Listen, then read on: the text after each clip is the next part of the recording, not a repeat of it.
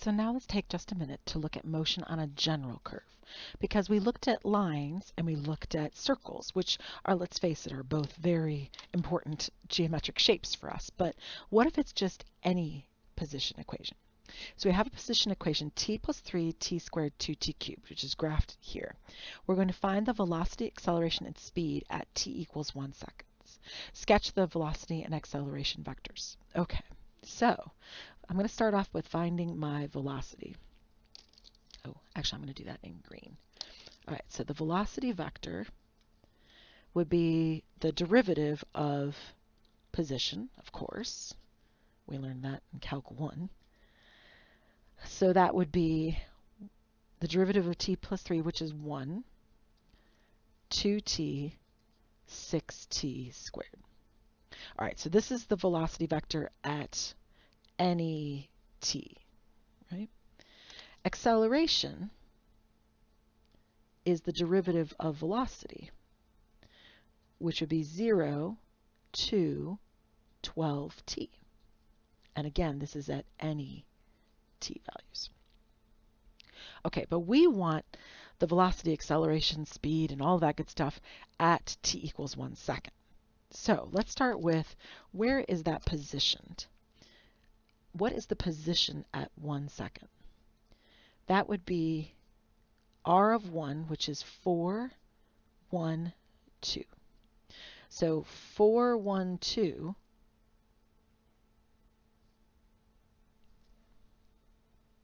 oops, I think the graph grid is wrong, but that's okay. We're gonna pretend it's right here. So let's pretend that that's 4, 1, 2. It's fine. Okay, so at 4, 1, 2, so this is at t equals 1, right? That's our position. So from there we have a velocity. So let's find the velocity at 1. That would be 1, 2, I'm substituting 1 in here, 6, which is pointing this direction. So that's my velocity vector at 1. It's pointing off that way. Now, if I actually want the equation of that velocity, I can find it. Say I need to graph it for maple or something like that. Then it would be here. The line for that velocity, so it's a line, would be 1, 2, 6 times t plus 4, 1, 2, if you wanted to graph it. And then, what about the acceleration? Okay, so the acceleration at 1 would be 0 to 12. So this is at t equals 1. This is at t equals 1.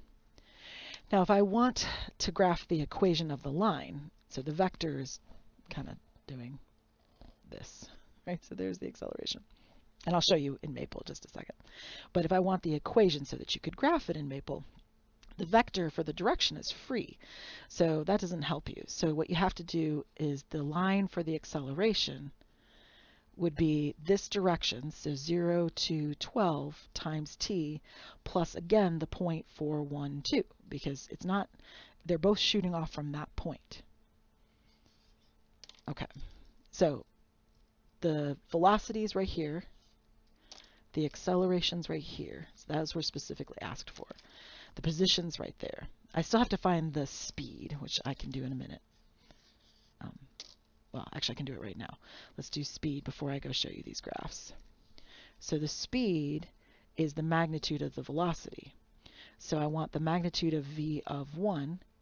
That would be the square root of 1 squared plus 2 squared plus 6 squared, which is 36 plus 4, so it's 41. So it's the square root of 41. And we weren't given units, but one might imagine this might be feet per second. The velocity would be feet per second. The position would just be feet.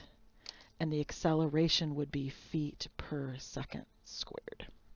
So those would be my units. It could be meters per second too, but we weren't given a unit. All right, so let's go look real quick at these graphs in a better format than I have them here. So instead of drawing them by hand. So I verified all my derivatives, and then I evaluated. So you can see I'm saying, hey, substitute 1 into that velocity function. That'll be my direction vector. Multiply it by t, and then add to it the point, which is, of course, evaluating my position vector at t equals 1. So I came up with this equation for the velocity vector at that spot. And then I did it again for acceleration, kind of the same deal. So that's the equation, the vector value function for the acceleration vector at that point, 1, 2, 4. And the point is right here, so it's evaluated right there. That's the 1, 2, 4 part. I'm just making Maple do more work. So then I graphed them all, and there you can see it. So there's the blue curve. You can see they're touching at the point 1, 2, 4, right? So, and then I can see, oh, right, the acceleration is this orange one, and the velocity is that one.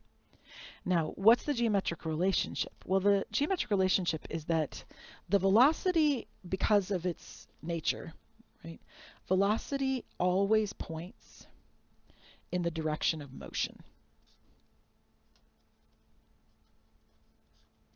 So you can see it's kind of pointing along. So when you came around this curve, that's, if you stopped being on the track, that's the direction you would head off to. It's the part that always makes rides feel thrilling at a fair. It's that velocity vector is trying to shoot you off into space, right? So the velocity vector always points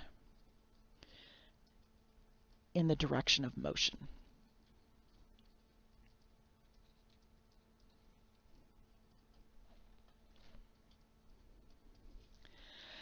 The acceleration vector can actually point anyway. So the acceleration vector can point any way it likes, just depending on the forces acting upon it. So can point anywhere. It can point backwards, it can point forwards, it can do all sorts of things. But it is not as restricted as the velocity vector. Because you can, of course, speed up, you can slow down, etc. along those paths. Right? So if this was a racetrack that you're somehow on, like say a roller coaster or something, the velocity is what's going to shoot you out, and the acceleration can be all sorts of different ways, depending on if you're going around a curve, or if you're going up, or you're going down, or whatever.